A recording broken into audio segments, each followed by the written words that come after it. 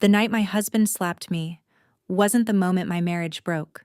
It was the moment everything finally made sense, because he didn't look at me after he did it. Not even once. His eyes went past me, straight towards someone else in the room.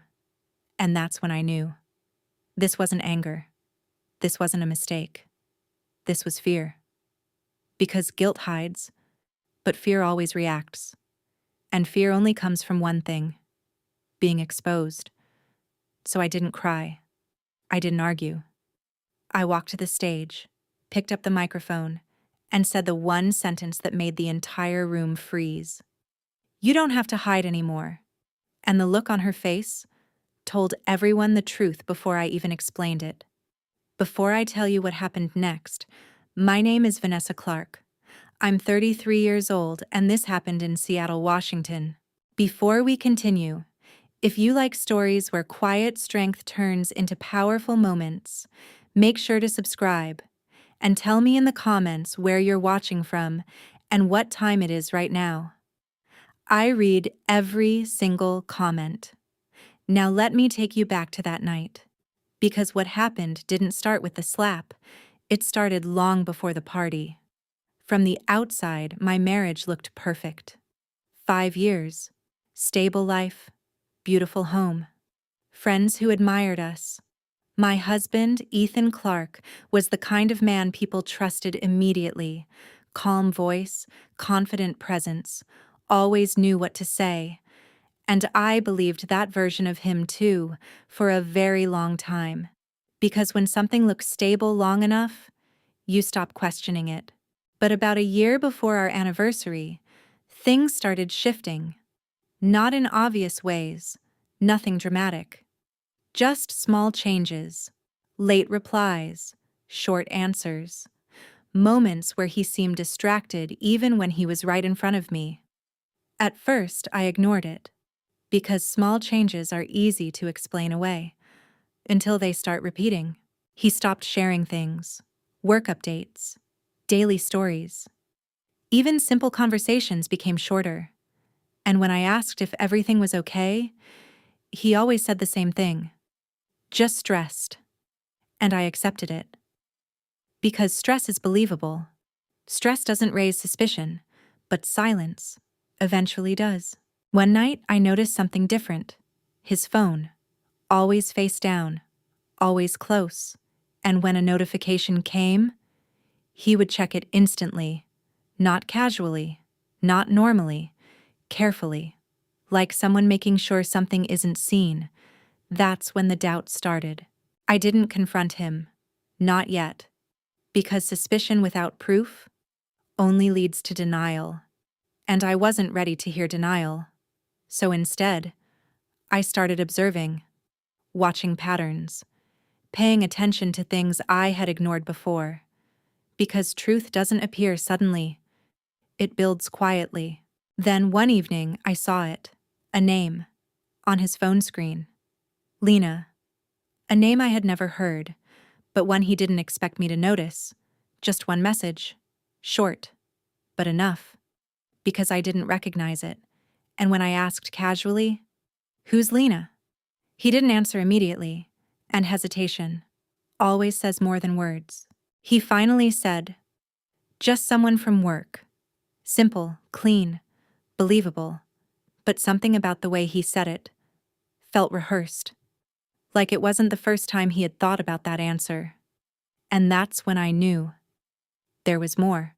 After that night, I changed. Not outwardly, not dramatically, but internally. I stopped trusting the version of reality I had been living in. Because once doubt enters, it doesn't leave quietly. It stays. It grows, until it either gets answers or destroys everything. I didn't want assumptions. I didn't want guesses. I wanted certainty. So I made a decision. I would wait, watch, and let the truth reveal itself. Because when people are hiding something, they always make a mistake. You just have to be patient enough to see it. Then came the anniversary. 5 years. A big celebration, friends, family, A full house. Ethan insisted on making it special, which should have felt romantic, but instead, it felt planned, like something meant to prove a point. And I didn't know it yet. But that night, everything would finally come out. The night of the anniversary party arrived quietly. No chaos, no tension, just a strange calm. I got ready slowly, carefully choosing what to wear. Not to impress anyone, but because I needed to feel in control of something. Ethan moved around the house setting things up. Music, lights, drinks. Everything looked perfect. And that was the problem, because perfection usually hides something underneath. By the time the first guests arrived, the house was glowing. Soft lights, warm laughter, people walking in with gifts and smiles, friends hugging us, congratulating us. 5 years already? You two are perfect together. I smiled, said thank you, played my role, because sometimes you don't break the illusion right away. You let it play out. I stayed close to Ethan, not obviously, just enough to observe the way he moved, the way he spoke, who he looked at. And then I noticed it. Subtle, but clear. His attention wasn't fully in the room. It kept shifting, like he was waiting for someone. About an hour into the party, the door opened again, and she walked in. Lena. I knew it instantly, even though I had never seen her before, because Ethan's body language changed. Not dramatically, but enough. He straightened slightly, his voice softened. And that's when I knew. She wasn't just someone from work. She was the reason everything felt off. He brought her over, casual, controlled. "Vanessa, this is Lena," he said. She smiled, polite, confident, the kind of confidence that comes from knowing more than you say. We shook hands, and in that moment, I felt something settle inside me. Not anger, not jealousy, just clarity. After that, everything felt different. Conversations continued, music played, people laughed, but there was an invisible tension now, one that only I seemed to notice, because once you see something, you can't unsee it. And I was watching both of them. Every glance, every movement, every silence between them. Ethan slowly stopped standing next to me. Not obviously, not enough for others to question, but enough for me to feel it. He moved across the room, near her, not touching, not interacting openly, but always within reach. And that kind of distance says everything. I didn't confront him.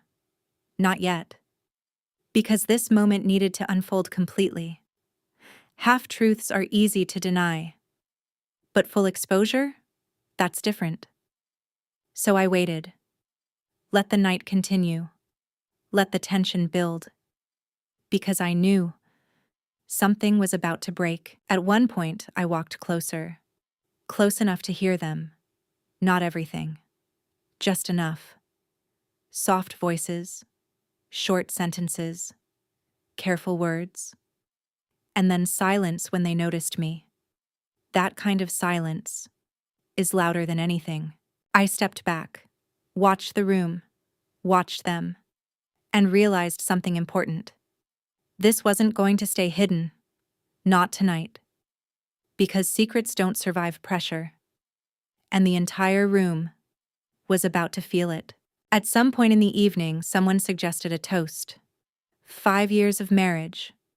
People gathered near the center of the room, glasses raised, smiles everywhere. Ethan stood beside me, one arm lightly around my back. The perfect image, the perfect couple. And for a moment, anyone looking at us would believe it completely. But I could feel it, that tension still there, unresolved, waiting. One of our friends started speaking, talking about love, commitment, trust, all the things that make a marriage strong. People laughed, clapped, agreed, And I stood there listening, realizing how strange it felt, because sometimes the words people celebrate the most are the ones missing entirely. Then it happened. In the middle of that speech, Ethan's attention shifted, not to me, not to the speaker, to her, Lena, standing across the room, and the look they exchanged wasn't friendly. It wasn't casual. It was familiar. And in that moment, everything became undeniable, and I stopped giving him the benefit of doubt. I stepped slightly away from him, just enough to create space, not dramatically, not enough for others to notice, but enough for me to breathe, because I wasn't confused anymore. I wasn't guessing. I wasn't questioning. I knew. And once you know, you stop pretending. I leaned slightly toward him and said quietly, "How long?" He froze, just for a second. But that second was enough, because guilt always pauses. He didn't ask what I meant. He didn't deny it immediately. He just looked at me, like he had been caught without preparation. "What are you talking about?" he said. Too quickly, too controlled. That tone people use when they're trying to regain control. But I didn't argue, didn't explain, because I wasn't asking anymore. I was confirming.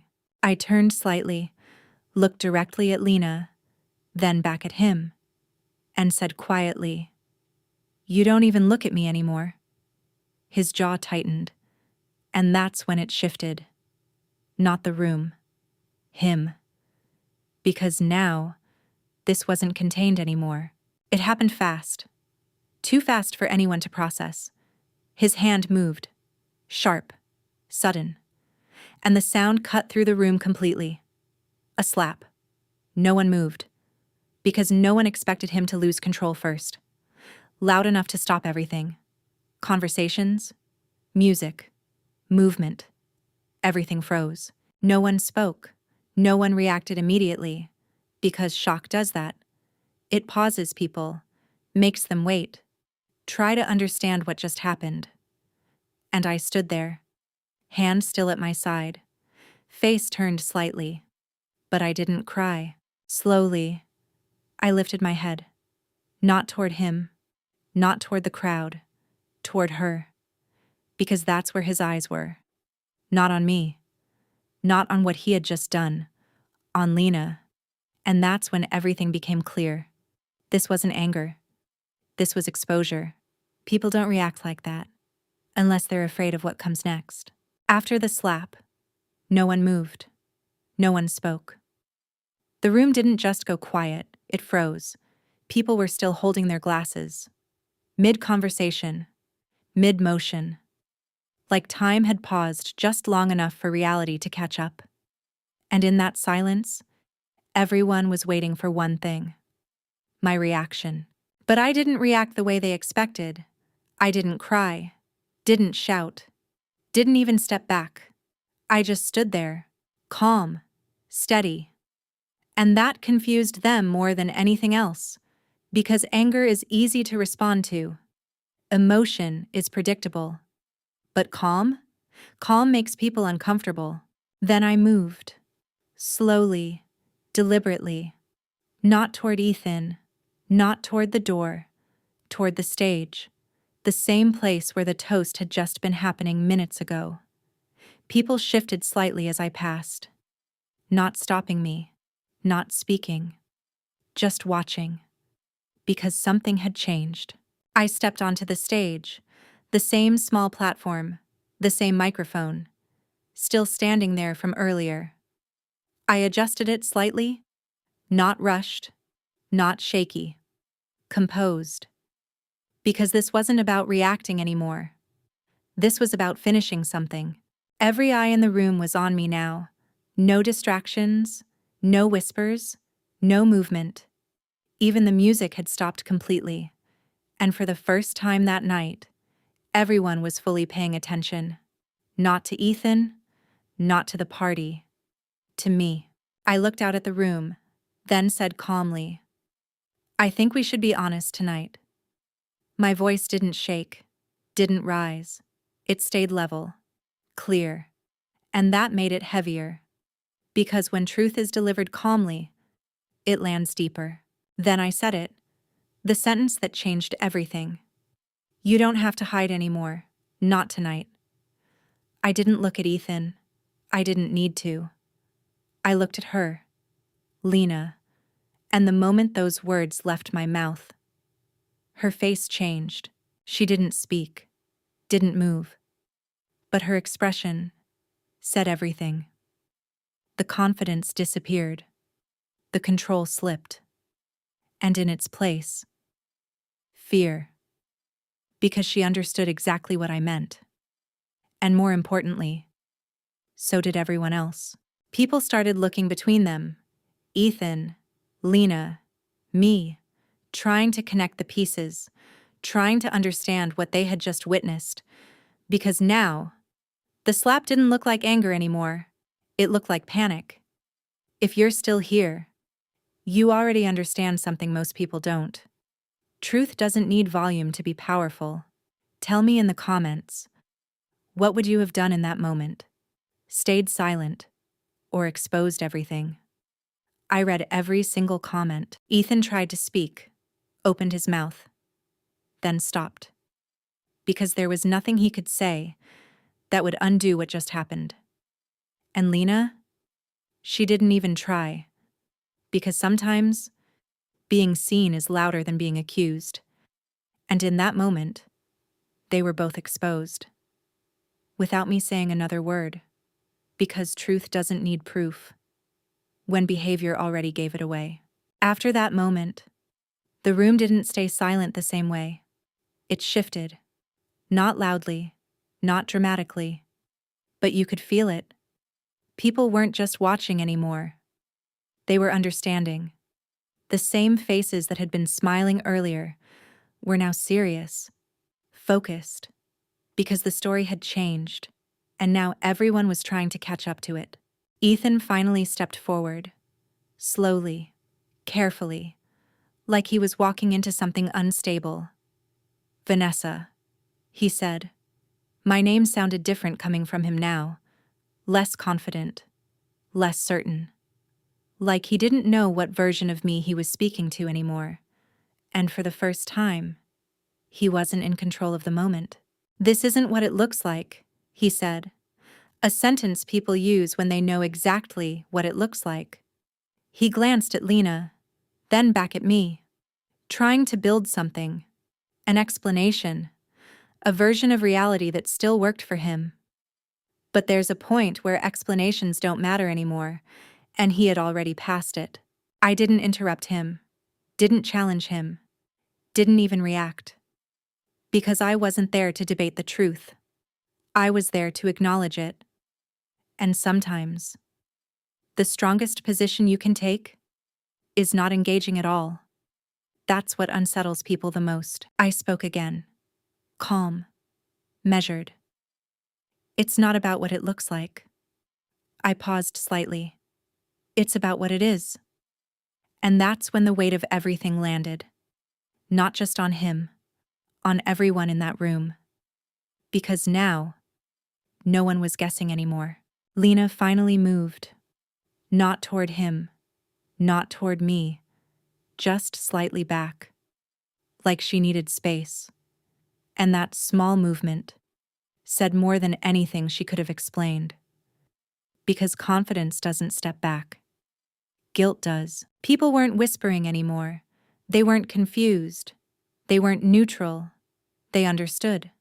The slap, the silence, the look, the tension. It all connected now. And once people see the full picture, you can't take it away from them.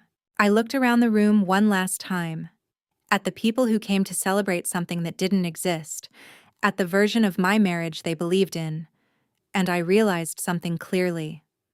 That illusion was never real. It was just maintained until it couldn't be anymore. If you've ever watched something fall apart in front of people who thought it was perfect, you understand this moment. Tell me in the comments, would you have exposed the truth or walked away silently. I read every single comment. I stepped away from the microphone, looked at Ethan one last time, not with anger, not with sadness, just clarity, and said, "You didn't break this tonight. You just showed everyone what it really was." A small pause. "You just made it visible." Because the truth is, things don't end in one moment. They end slowly, until one moment reveals everything. I didn't wait for responses, didn't stay for explanations. I walked down from the stage, past the guests, past the silence, and toward the door. And as I stepped outside, the air felt different, lighter. Because sometimes, losing something isn't what breaks you. It's what finally frees you. He thought he humiliated me in that room, but all he did was expose the truth he couldn't hide.